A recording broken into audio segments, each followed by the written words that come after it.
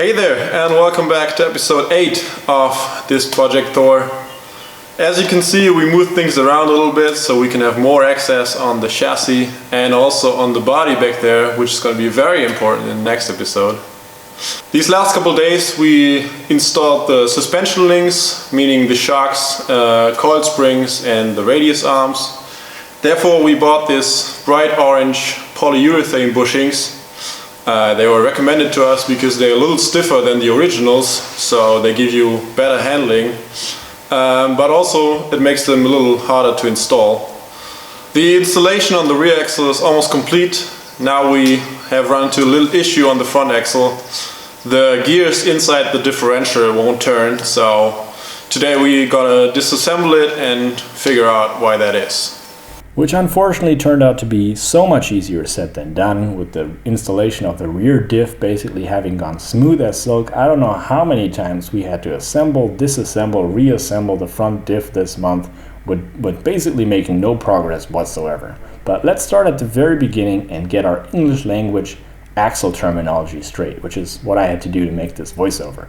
Here you can see the back of our differential housing, sometimes referred to as the pumpkin, where Lasse installed a fresh roller bearing, what's called an input shaft bearing, basically where the drive shaft from our transfer case sends power into the front axle.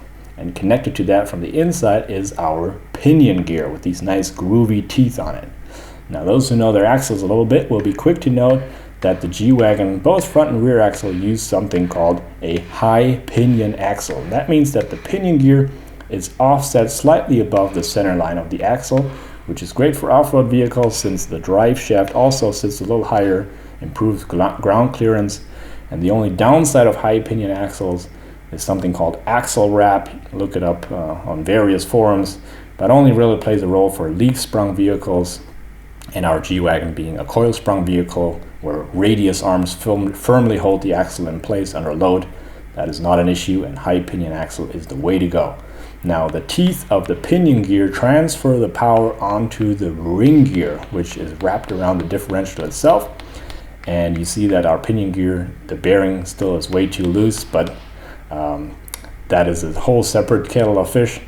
The differential is being held by two bearings on either side, which are then kind of squeezed, everything squeezed into place by two little spacers, and then everything is being held with these two brackets.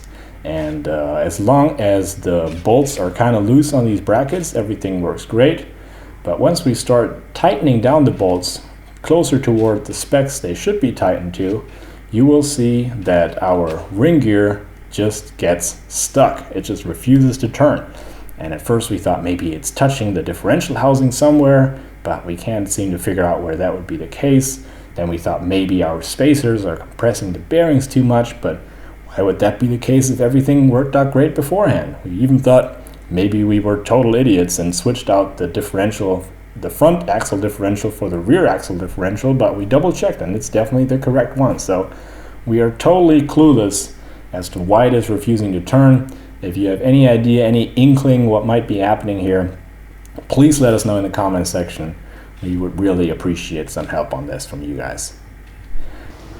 Now, frustrated by our total lack of progress and in much need of a sense of accomplishment, we moved on to a task that seemed to be a little easier to accomplish, and that was reinstalling our transfer case. This is the famous Verteilergetriebe 150 used in all W463 G-Wagons. Verteilergetriebe is a nice German word for transfer case, and we also use our new polyurethane bushings to mount this. And the other job we completed this month was our first little paint experiment. We decided to coat some of the surfaces that had been really covered with this incredibly thick rubbery type of underbody coating. We decided to use bed liner instead and experiment with that a little bit. Now this is not the classic Raptor bed liner that you may have heard of. This is a German knockoff by a brand called Mipa. And as was suggested, we use a spray gun designed for underbody coating for this. The normal spray paint gun for paint is too fine and will get backed up by the little particles in the sand. That still worked with this gun. You can see me shaking the gun here trying to get it to unblock.